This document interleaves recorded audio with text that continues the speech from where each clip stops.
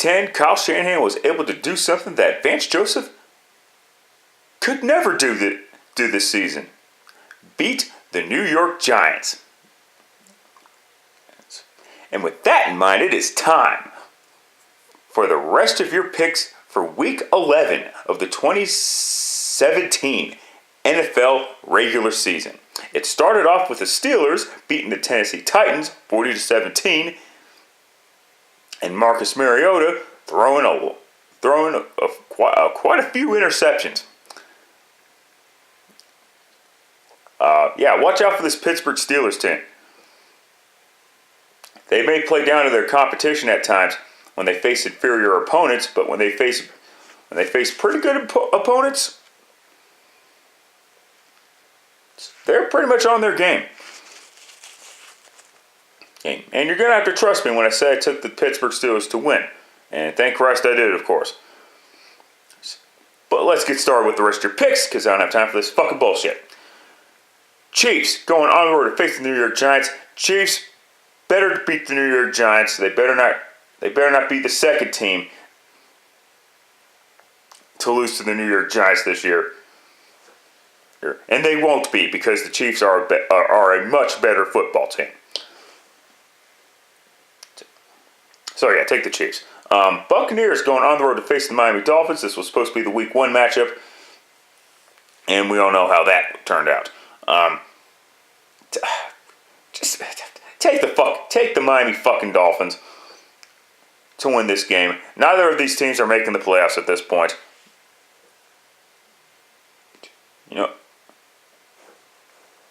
And I'll just leave it at that. Well, this should be a good one. Rams going on the road to face the Minnesota Vikings. This Rams team is fun to watch. And we all know about Jared Goff. It does help to have Sammy Watkins and Robert Woods, the Buffalo Bills' top 2 wide receivers from a year ago. But still, though. It also helps to have Todd Gurley. Welcome back, Todd Gurley. This is an interesting one.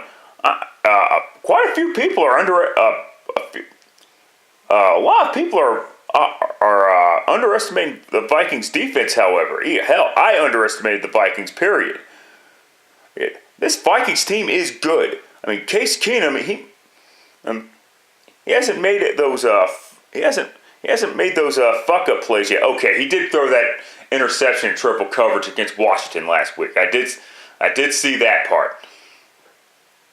But other than that, Keenum hasn't been playing all that fucking bad. I've been waiting for him to play and I've been waiting for him to have that fucking bad fuck-up type of game. And it hasn't happened yet. But the story of this Vikings team is, of course, their defense. They've got some playmakers on defense. Tough game for me to pick, but I'll just go ahead and take the Minnesota Vikings to win this one.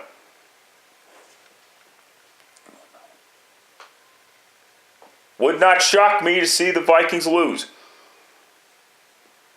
But I'll just go ahead and take them to win here. Redskins going on the road to face the New Orleans Saints. Fuck you, Washington. This team, that team, this is what happens when I compliment the Washington Redskins. I get shit performances like that, like the one I saw against Minnesota. And as far as the Saints go, holy shit, what a game they had. Over almost 300 yards of rushing and 6 rushing touchdowns, including a rushing touchdown by Drew Brees. But still, that counts. Man, they ran all over Buffalo, both in the scoreboard and on the ground, and in terms of rushing yards. But how about their fucking defense? Holy crap. And that's all I've got to say about that one.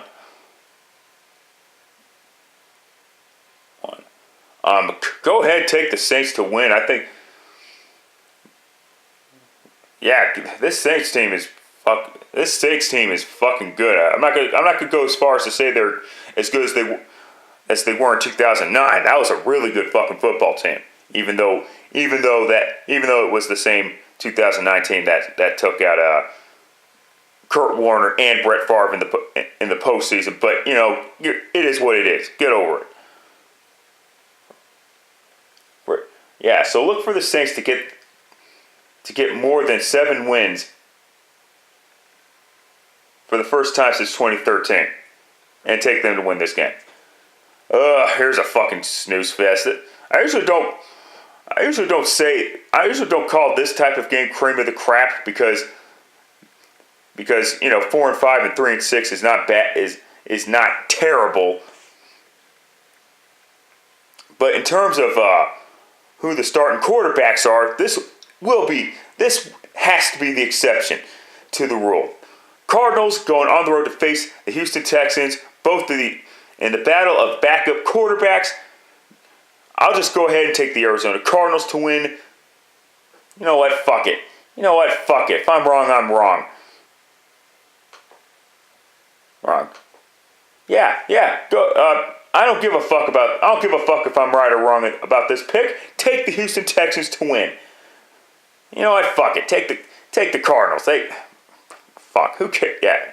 I be smart here. Be smart here, though, dude. Take the team with the better record. Lions going on the road to face the Chicago Bears. The Lions barely blew out the Cleveland Browns last week, and the Chicago Bears lost to Brett fucking Hundley. How the fuck do you lose to Brett Hundley? It's obvious the Bears still have a bunch of fucking issues.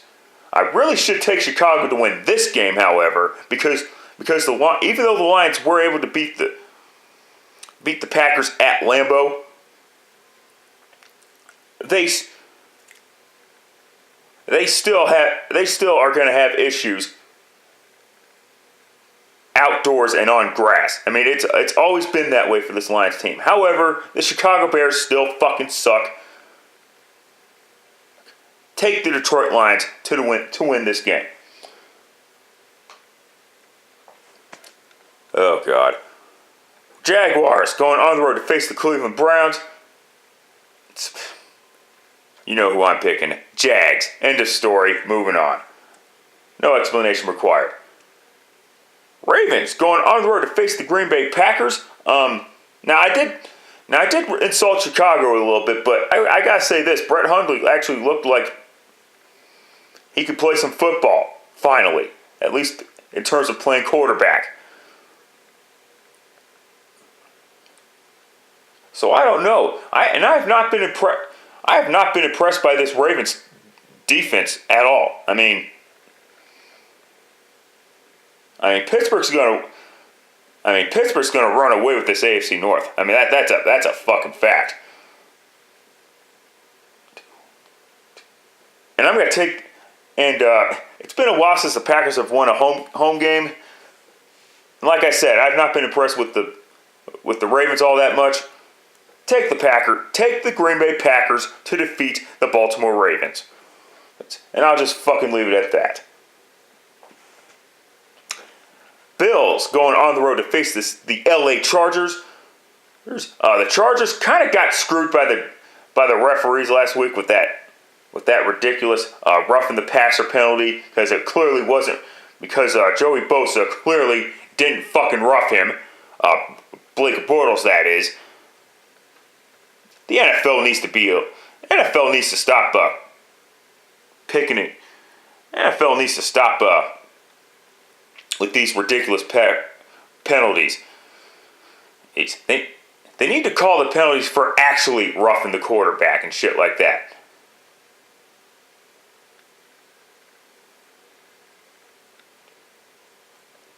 But it is what it is. And take the Chargers to defeat the Buffalo Bills. The Buffalo Bills have benched Tyrod Taylor. They're going with this rookie quarterback who I can't remember his name right now because I don't give a flying fuck and I want to get this fucking video up as soon as possible. But go ahead and take the LA Chargers just to win this game. Oh yeah, and Anthony Lynn is facing his former team, the Buffalo Bills. He was a defensive coach at Buffalo, and then Rex Ryan got fired, and he was promoted to interim head coach, and now he's the head coach of the LA Chargers. Cheers. And take the Chargers to win this game. Moving on quickly. Bengals going on the road to face the Denver Broncos, and I'm a little bit surprised by the because I'm on NFL.com right now. I'm a little surprised by how many people are taking the Denver Broncos. 74% of users are taking the Denver Broncos, and for all those people who are taking the Denver Broncos, I think you are a fucking fool. This Broncos team sucks, okay? It's garbage. Their offense is fucking pathetic. Now I could end up being the fool. I understand Denver's at home and shit like that, but their collection of quarterbacks has been fucking bad this year. Okay? To all the people who correctly predicted that Trevor Siemian was going to suck and not play so fucking great, shout outs to you. Yes, the offensive line sucked, but if you actually watch the fucking games and shit, you would know that most of Trevor Siemian's problems, especially later on in his final couple of starts or whatever, had nothing to do with the offensive line. When he has this, when Trevor Siemian had the slightest bit of pressure, sure, he starts to fucking panic and shit like that. About a few weeks ago, I said, maybe I turned on Trevor Siemian a little bit too soon. But after thinking about it long and hard, I realize now that I turned on him a little bit too late. It is what it is. And yeah, Brock, we need to stop with this bullshit excuse that it's the offensive line's fault for everything as to why the Broncos quarterbacks suck. Well, you see, you're stupid because Derek Carr is struggling because the Raiders' offensive line is bad. Maybe Derek Carr wasn't as good of a quarterback as we initially thought entering into the 2017 season. Ever stop to think about that? Well, Dak Prescott is another example. Dak Prescott has only thrown 4 interceptions this season. And 16 touchdowns. I guess people expect Dak to throw 36 touchdowns and just 2 interceptions this year or something like that. Give me a fucking break with that shit. Okay? Yes, Dak Prescott had a shitty game against Atlanta last week, but give me a fucking break. Anyway, enough about me talking about that shit. On to the actual fucking game. You know who I am taking the Cincinnati Bengals to defeat the Denver Broncos. I might end up being the fool, but I sincerely doubt it. I don't see how Denver is going to win this game. Cincinnati has a pretty underrated defense. And their quarterback is a lot better than the Broncos quarterback. Both of Denver's quarterbacks, as of right now. Seriously though, they need to start Paxton Lynch as soon as he's healthy. I mean, does Paxton Lynch suck? Fuck yes, he does. But give me a fucking break. And this one is a little bit of a disappointing matchup, to say the least, but because I expected the Raiders to play a lot better, but Patriots take on the Oakland Raiders in Mexico City. Oh man, no. It looks like New England has its shit together once again, and so take the New England Patriots to win this game. Though it would not shock me to see the Raiders win this one, because even though it's considered a neutral site game, there's going to be a lot of Raider fans in the building. So just keep that in mind. This pick might be changed. Eagles going on the road to face the Dallas Cowboys. Now, since bye weeks were introduced in 1990, in the early 1990s, the Eagles have had the best record in games after a bye week. And the Dallas Cowboys, meanwhile, they got their asses kicked by the Atlanta Falcons, who play on Monday. This game is tough. Look, I understand the Cowboys had a bad week last week. I expect them to bounce back in this one. Take the Dallas Cowboys to defeat the Philadelphia Eagles. I might be a fool for doing so. So, because the Eagles are doing really fucking good right now.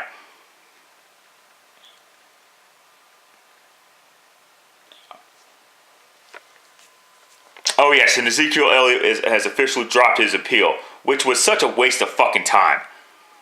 Because had he just taken his suspension throughout the first 6 weeks, he would be playing right now. So, give me a fucking break.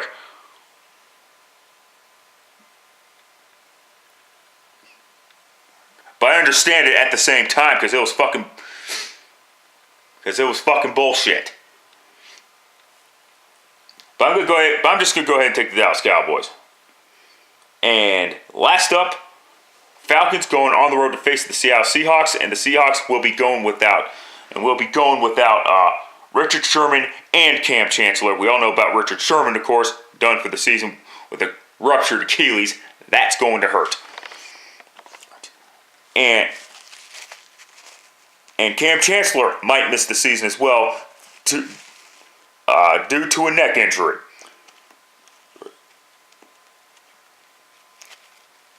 So with that in mind, I am still going to take the Seattle Seahawks to win. And listen, the Falcons, other than that, Falcons, they had an impressive victory over the Dallas Cowboys, 27-7, shit like that. But I'll just tack that one off. I'll just tack that victory to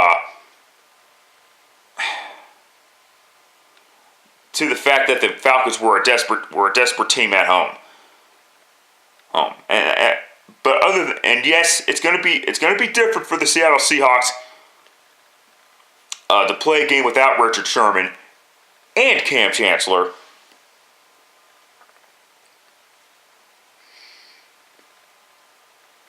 But other than that victory over the Cowboys, I am still not all that impressed with Atlanta.